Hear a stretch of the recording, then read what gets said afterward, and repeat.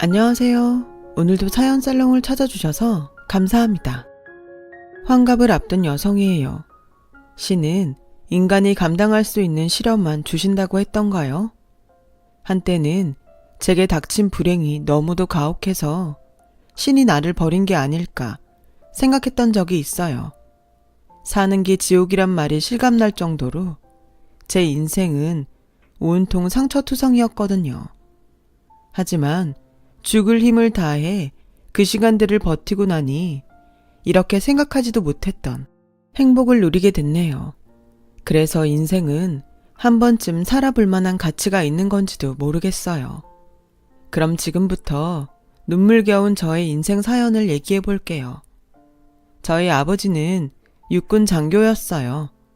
그래서 어릴 적 저희 남배는 군대식 교육을 받으며 자라야 했어요. 오와 열을 맞추고 연대의식을 통해 공동체 정신을 익히면서 말이죠. 무뚝뚝하고 근엄하신 아버지 밑에서 혹독한 교육을 받고 자라서 그런가 우리 남매는 종종 우애를 뛰어넘는 전우에도 느꼈던 것 같아요. 우리 집이었기에 가능한 일이었죠. 하지만 남매 사이가 너무 좋아서 하늘이 샘을 낸 탓일까요? 남동생이 15살 여름 물놀이를 다녀와서는 시름시름 앓더니 날도 밝기 전에 세상을 떠났지 뭐예요. 갑작스런 아들의 죽음에 어머니는 정신줄을 놓으셨고 그렇게 단단해 보이던 아버지도 술 없이는 하루도 버틸 수 없는 지경에 이르고 말았어요. 그러다 늦은 밤 소주를 사러 나갔다가 뺑소니 차량에 치여 세상을 떠나시고 말았어요. 단란했던 우리 집은 그렇게 하루아침에 풍비박산이 나고 말았죠. 누구보다 동생을 아꼈던 저였지만 언제까지고 슬픔에 빠져있을 수만은 없었어요. 저라도 부모님을 대신해 살림을 꾸려나가야 했으니까요. 그래서 고등학교도 그만두고 엄마 친구분 소개로 영등포 지하상가에 있는 양복점에 취직을 하게 되었어요. 양복점 사장님은 저와는 15살 차이가 나는 33 노총각이었는데 제 처지를 딱하게 생각한 엄마 친구가 제게 바람막이가 되어줄 남자로 사장님을 붙여준 거였죠. 나이 차이는 나도 사람이 진국이야. 게다가 어려서부터 도련님 소리를 듣고 자랐을 정도로 있는 집 자식이고 흠이라면 후처 자식이라는 건데 그게 뭐가 중요하니? 너 위해 주고 네 엄마한테 헌신적이면 그걸로 된 거지. 안 그러니? 명자야, 딴 거 생각할 거 없다. 사는 거 별거 아니야. 당장은 죽을 것 같아도 고비만 넘기면 그땐 옛 얘기하고 살게 될 거다. 그러니까 이를 악물고 버텨. 그러면 좋은 날이 꼭 온다. 아주어머니의 그 말이 제게는 주문처럼 들렸어요. 참으면 언젠가는 좋은 날이 올 거라는 그 말이요. 그래서 한번 믿어보기로 했죠. 좋은 날이 올 때까지 참아보기로요. 사장님은 꽤 내성적인 사람이었어요. 본처 자식들 틈에서 하도 눈치를 보고 자라서 그런가 자기 주장보다는 상대 눈치를 살피고 맞추는 타입이었죠. 심약하고 의존적이긴 해도 심성이 곱고 힘든 사람을 그냥 못 지나치는 사람이었고요. 제게도 그랬어요. 미스 정, 오늘은 손님도 끊긴 것 같은데 일찍 문 닫고 들어가자. 아, 아까 트럭에서 과일 좀 샀는데 생각해보니까 집에 과일이 있더라고. 그냥 미스 정이 가져가서 먹어. 사장님은 도망치듯 가게를 나갔어요. 사장님이 말한 누런 봉투 안에는 씨알이 굵은 제수형 과일이 잔뜩 들어있더군요. 그날이 제 남동생 기일인 걸 아는 사장님이 일부러 준비해 주신 거였죠. 거기다 일찍 퇴근까지 시켜주려고 어색한 연기로 먼저 가버린 거고요. 부끄러움이 많아서 대놓고 챙기진 못해도 행동마다 상대를 배려하는 마음이 가득한 사람이었어요. 그래서 시간이 흐를수록 저도 모르게 사장님한테 마음이 끌렸던 것 같아요. 하지만 가게에서 일한 지 3년이 넘도록 사장님은 주위에서 맴돌기만 할 뿐 고백조차 하지 않더라고요. 여자로서 자존심 상하게 말이죠. 그러던 어느 날이었어요. 건너편 보리밥집 아주머니가 사진 하나를 보여주며 제게 선을 보라고 하지 뭐예요. 이참에 사장님 마음을 떠볼 생각에 저는 그러겠다고 했어요. 그런데도 사장님은 아무 반응이 없는 거예요. 며칠 뒤 맞선 날이 되었고 얼떨결에 맞선을 보게 된 저는 잔뜩 긴장한 채 약속 장소를 향했어요. 그렇게 난생 처음 맞선을 보게 됐는데 상대 남자가 대뜸 묻더라고요. 어머님이 편찮으시다던데 결혼하면 어머님은 어쩌실 건가요? 생각지도 못한 맞선남의 질문에 저는 모시고 살지 못해도 근처에 살면서 돌봐드려야 할 것 같다고 했죠. 그랬더니 표정이 확 바뀌더군요. 나는 장모까지 먹여 살릴 생각은 추워도 없으니까 오늘만 남은 없었던 걸로 합시다. 시간 낭비만 했네.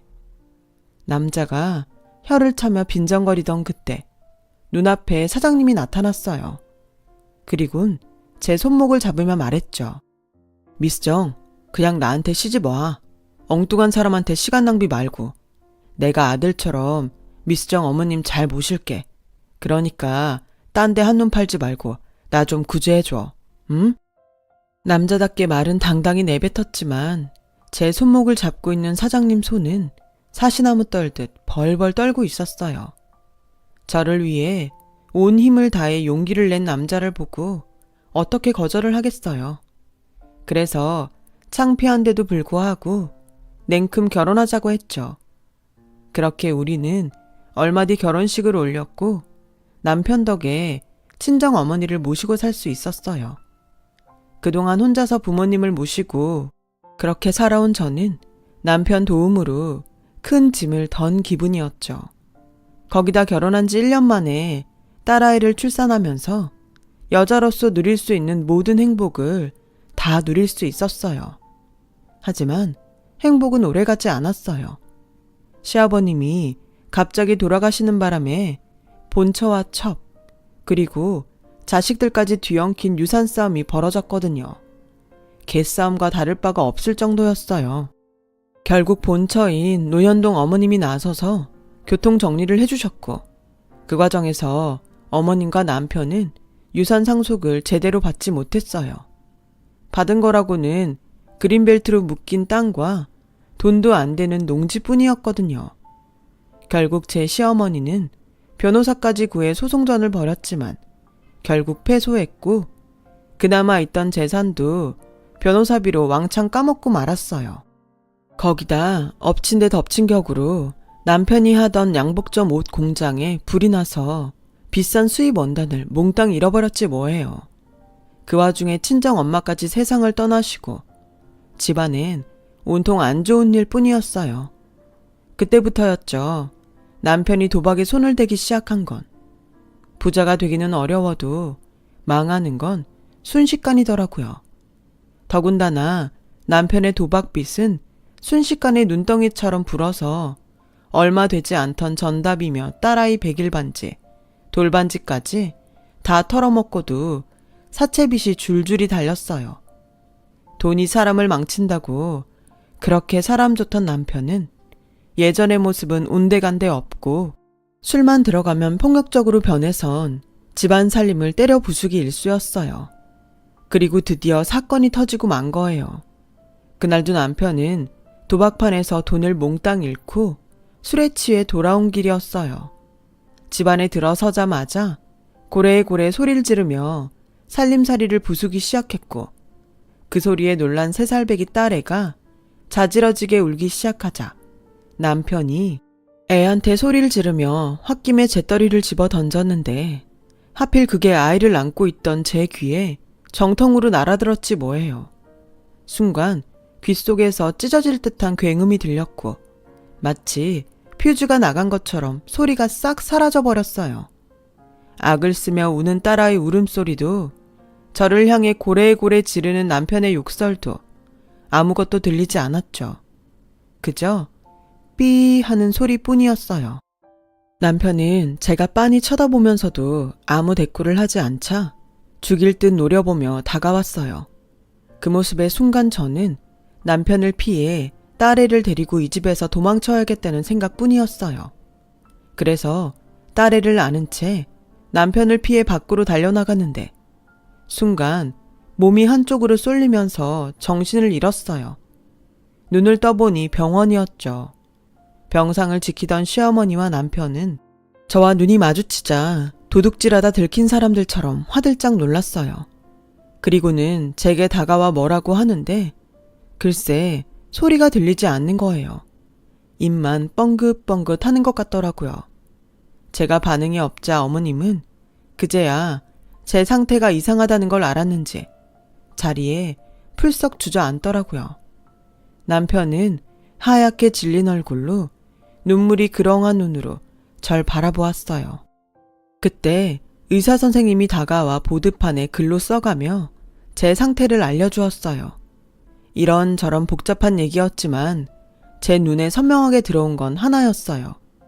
청각 기능 상실, 회생 불가. 순간 눈앞이 캄캄하더라고요. 30도 안 된 나이에 청각 장애라니요. 게다가 고칠 수 없다니. 당장 딸아이가 걱정됐어요. 귀도 들리지 않는데 아이를 어떻게 키워야 하나 하고 걱정이었거든요.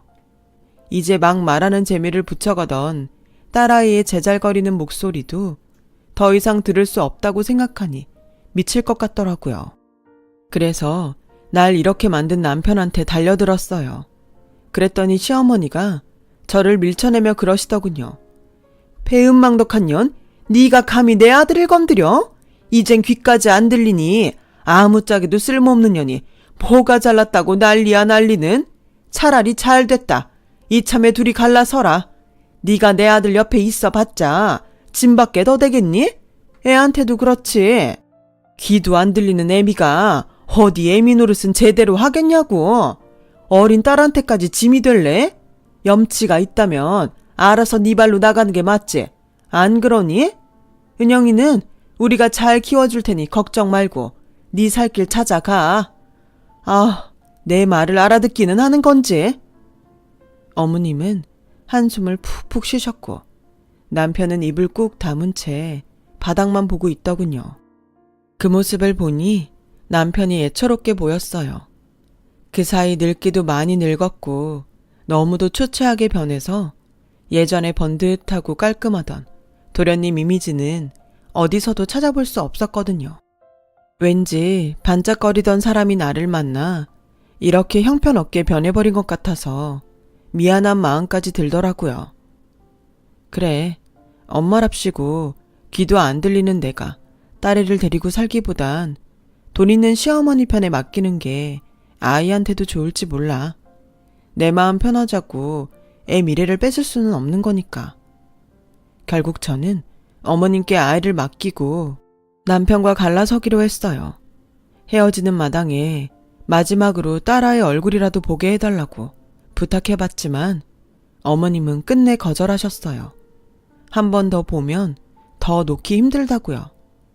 그렇게 저는 하루아침에 귀머거리가 돼서는 딸도 뺏기고 이혼을 당한 채 거리로 나오게 되었어요. 부모님 모두 돌아가신 마당에 저를 받아줄 곳은 세상 어디에도 없었죠. 시어머님이 위자료라고 주신 얼마간의 돈으로 여인 속에 들어간 저는 현실을 잊고 싶어서 미친 듯이 술을 마셨어요. 이대로 정신을 잃고 콱 죽어버렸으면 좋겠다고 생각하면서요. 하지만 아무리 술을 마셔도 정신만 또렷해질 뿐 달라지는 건 없더라고요. 그렇게 일주일 정도 술에 취해 있다가 깨어났는데 아무래도 딸아이를 데려와야겠다는 생각이 들더라고요. 못 먹고 살아도 구박 안 받고 엄마 손에 크는 게 나을 것 같았거든요. 그래서 남편 집으로 찾아갔는데 글쎄 이미 이사를 가고 없지 뭐예요. 그건 시어머니도 마찬가지였어요. 시어머니의 꼬임에 빠져 내 자식을 버리고 나오다니 내가 미친년이었죠.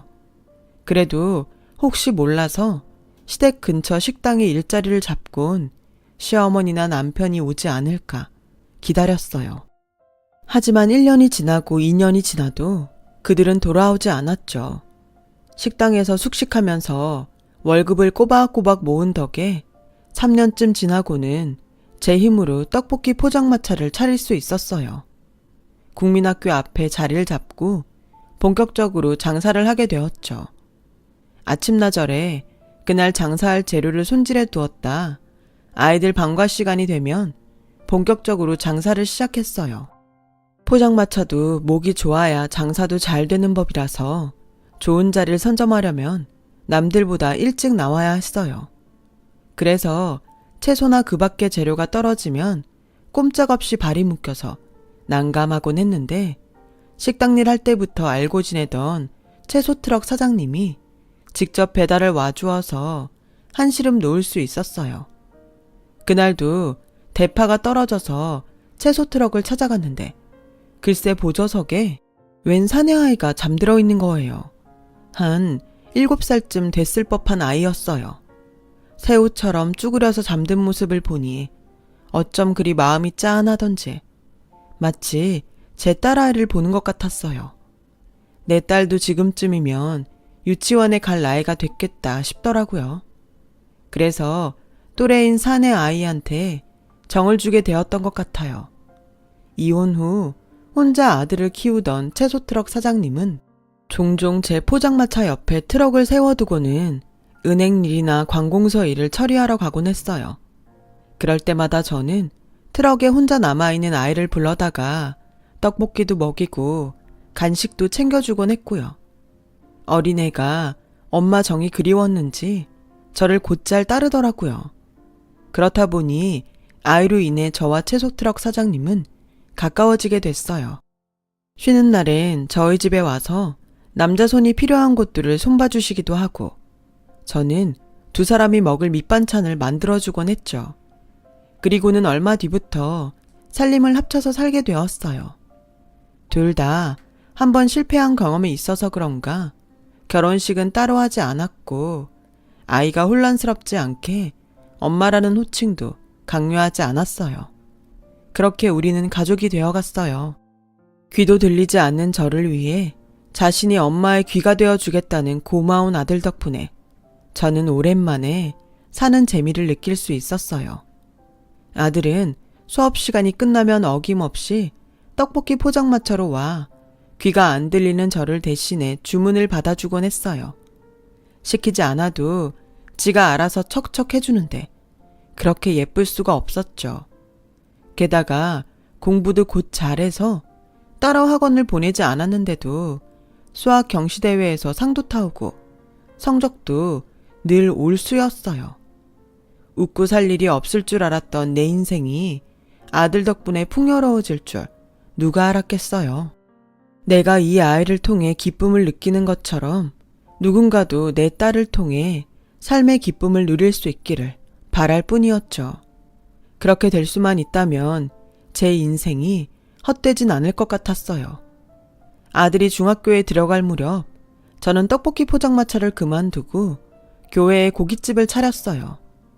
남편이 카운터를 맡고 제가 직접 찬물을 맡아 반찬을 만들었어요. 육부장과 냉면장까지 따로 둬서 고기와 냉면의 품질을 높이는 데 신경을 썼더니 손님들이 먼저 알아봐 주더라고요. 덕분에 매출이 꾸준히 올라서 2년도 안 돼 분점을 2개나 더 내게 되었어요. 하지만 돈 버는 재미에 빠지기가 무섭게 생각지도 못한 일이 벌어졌지 뭐예요. 네? 경원이 친모가 찾아왔다고요? 아들의 친모가 찾아온 거였어요. 미국에 살고 있다는 그녀는 아들을 미국으로 데리고 가겠다더군요. 남편은 길길이 날뛰며 말도 안 되는 소리 하지 말라며 전 부인을 가게에서 쫓아냈어요. 하지만 그런다고 이 일이 없던 일로 끝나는 게 아니었기에 저는 내심 초조한 상태였죠.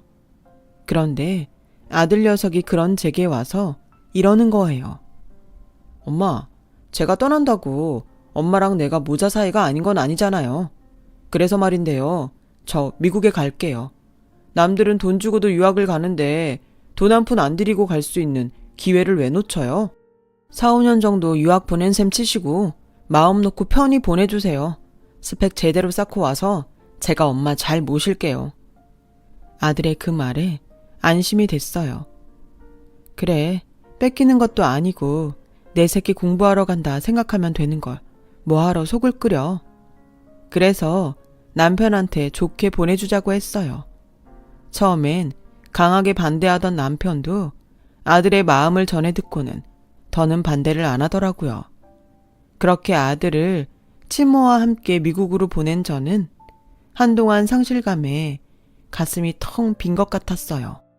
지난 10년 가까이 내 인생을 지탱해준 버팀목이 사라졌으니 왜 안 그렇겠어요? 사람 마음이 참 간사하다고 아들이 친모 곁으로 가자 문득 제 딸이 생각나더라고요. 살아있으면 어떻게든 만날 수 있을 거라고 믿고는 있지만 그렇다고 손 놓고 있을 수만은 없어서 경찰에 DNA 등록을 해두고 왔어요. 언제라도 내 딸이 나를 찾는다면 만날 수 있도록 말이죠. 아들이 미국으로 간 후 저만큼이나 남편도 마음을 잡지 못했어요. 그래서는 하지 말아야 할 걸 하게 되고 만 거예요. 바로 도박이었죠. 남편은 카운터를 보면서 나 몰래 돈을 빼돌리고 있었더라고요. 그 돈으로 도박판을 드나들었던 거죠. 첫 번째 남편이 도박에 미쳐서 어떻게 변했는지 잘 아는 저로서는 도저히 그냥 넘길 수 없었어요. 그래서 남편에게 이혼을 요구했더니 재산의 절반을 요구하더라고요. 그 전엔 어림도 없다면서요. 그런데 그날 이후 가게 직원들과 남편이 저 몰래 작당을 벌이는 것 같았어요. 소리가 들리지 않으니 정확히 알 수는 없지만 사람에겐 직감이라는 게 있으니까요. 지금껏 고생을 하며 내 손으로 이룬 식당이었지만 하루아침에 이방인이 된 것처럼 모두가 나를 따돌리는 분위기였어요. 가게 안에 내 편은 아무도 없었죠. 그런데 그 무렵 경찰에서 전화가 온 거예요. 저 같은 청각장애인들은 영상 전화기를 사용하는데 화면 속 경찰이 제 딸을 찾은 것 같다고 말하더라고요. 2, 3일 내로 DNA 검사 결과가 나올 테니까 기다리고 있으라고요. 경찰에 전화를 끊고 근 이틀 동안 저는 잠도 한숨 이룰 수 없었어요. 꿈에 그리던 내 딸을 만날지도 모른다는 기대감과 딸이 나를 원망하지는 않을까 하는 노파심이 앞섰기 때문이었죠. 그렇게 숨죽이고 기다린 3일이 지나고 경찰서에서 전화가 왔어요. 허명희씨, 방금 DNA 검사 결과가 나왔습니다. 따님 맞답니다. 영상 화면 속 경찰은 환하게 웃으며 검사 결과를 알려주었어요. 그 말에 그동안 참았던 눈물이 쏟아져 나왔어요. 걷잡을 수 없이 터져버린 울음에 손님도 직원들도 모두 놀라서 저를 바라볼 뿐이었죠.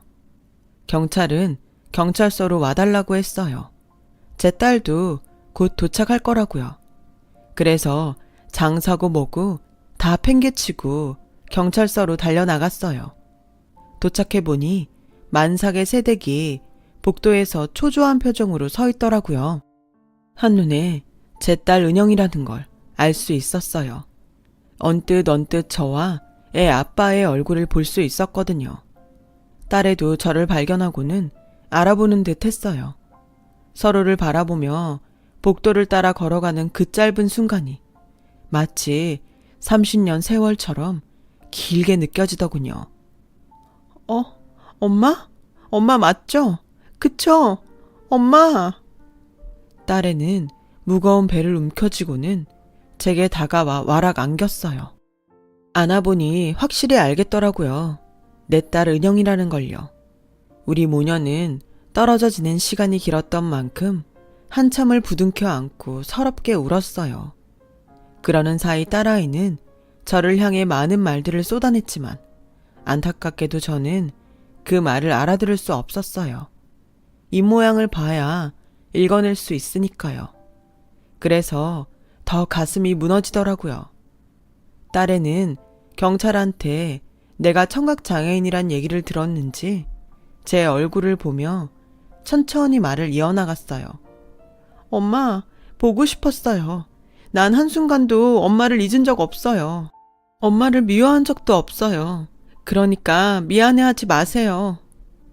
혹여 제가 못 읽어낼까봐 바르르 떨리는 입술에 힘을 주고 말하는 딸애를 보니 고맙고 가슴이 미어지더군요. 저는 그런 딸에게 엄마가 지켜주지 못해서 미안하다고 울먹였어요. 그러자 딸애가 주저앉아 울더군요. 엄마, 미안해. 나 때문에 엄마 귀 그렇게 된 거잖아. 아빠한테 들었어. 내가 재떨이에 맞을 뻔한 걸 엄마가 날 감싸 안느라 대신 맞은 거라고.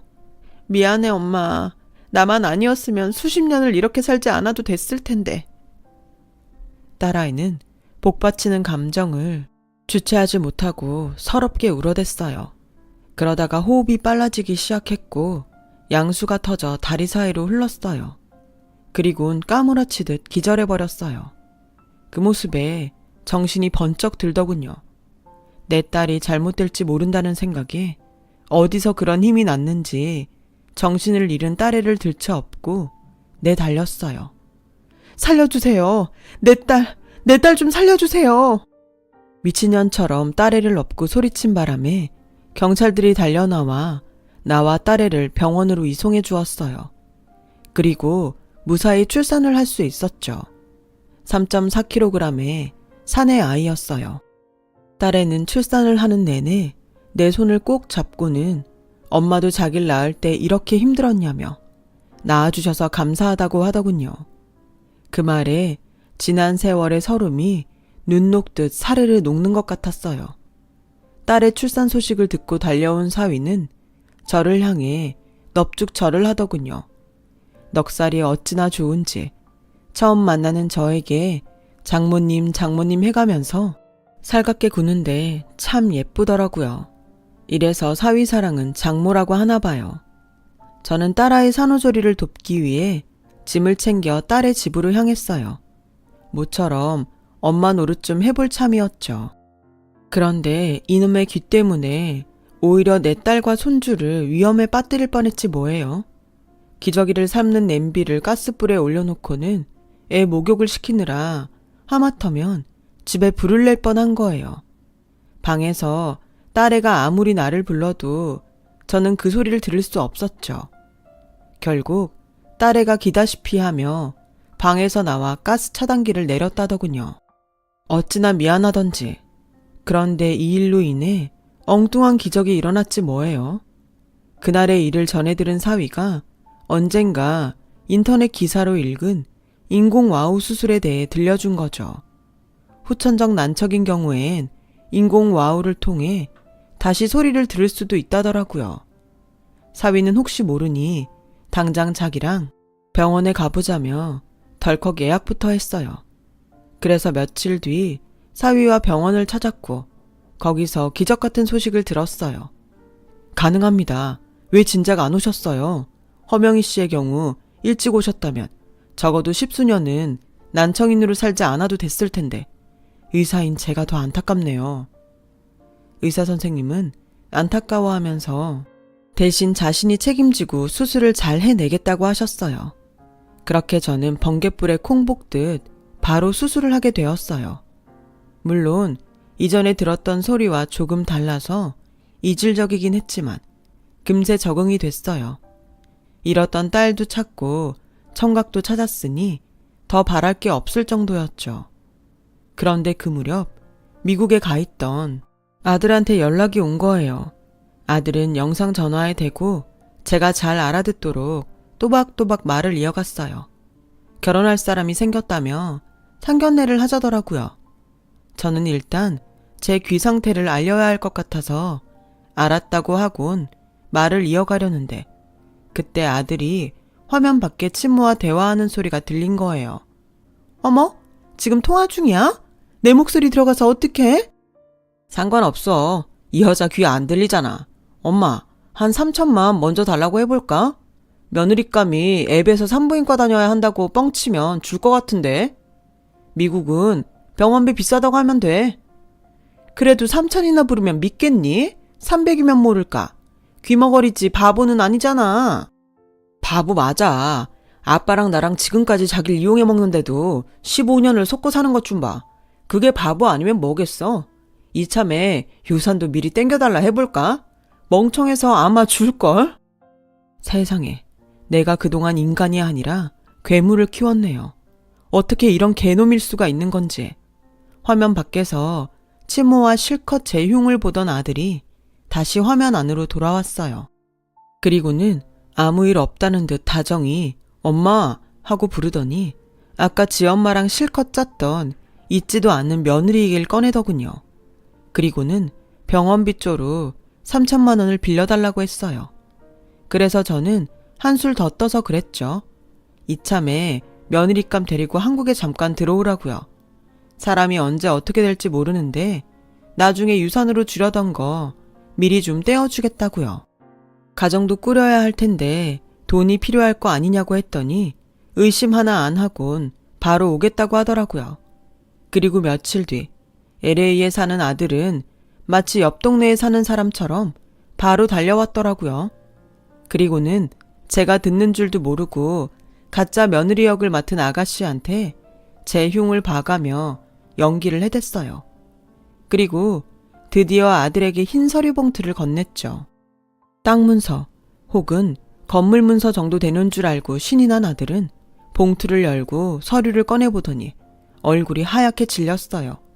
그래, 이게 너한테 주는 내 유산이다. 그동안 너랑 통화했던 영상통화들 내가 다 저장해뒀던 거 알고 있니? 난 그저 아들이 보고 싶을 때를 대비해 가지고 있던 건데 그 안에 네 애미애비랑 짜고 내 돈을 갈취한 내용이 들어있을 줄 누가 알았겠니? 썩을 놈들, 은혜를 원수로 갚아? 그래서 증거들 취합해 고소장 준비했다. 죄를 지었으면 죄값을 달게 받아야지. 한때나마 네 엄마로 살았던 내가 주는 마지막 훈육이다 생각하고 달게 받아. 지금이라도 인간이 되고 싶다면 말야.